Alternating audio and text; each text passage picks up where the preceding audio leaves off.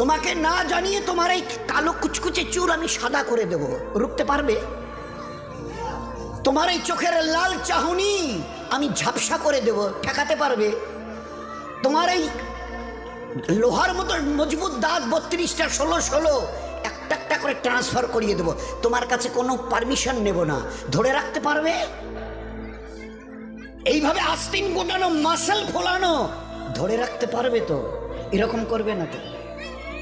এইভাবে এরকম হবে না তো? সামনে এসে একটা পান দিচ্ছে, এই হাত, চাচা এই হাতটা নিলেন, এই হাতটা কলেন, আরে বাবা দেখ না চিমটি কাটাতে কিচ্ছু নেই।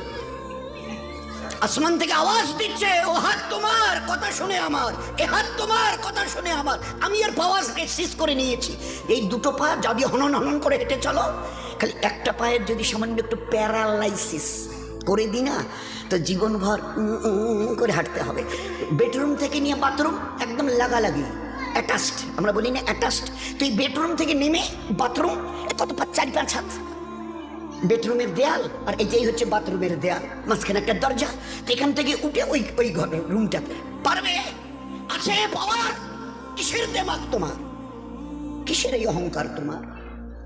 শুনুনি কোনোদিন নবীজির কাছ থেকে অহংকার, তাকাব্বুর এটা আমার চাদর, বড়াই এটা আমার চাদর, আল্লাহ বলছেন। আর আমার চাদর ধরে যে টান দেয় তার ঠিকানা কোথায়? ভাই বলেন না, সবাই কম বেশি জানেন।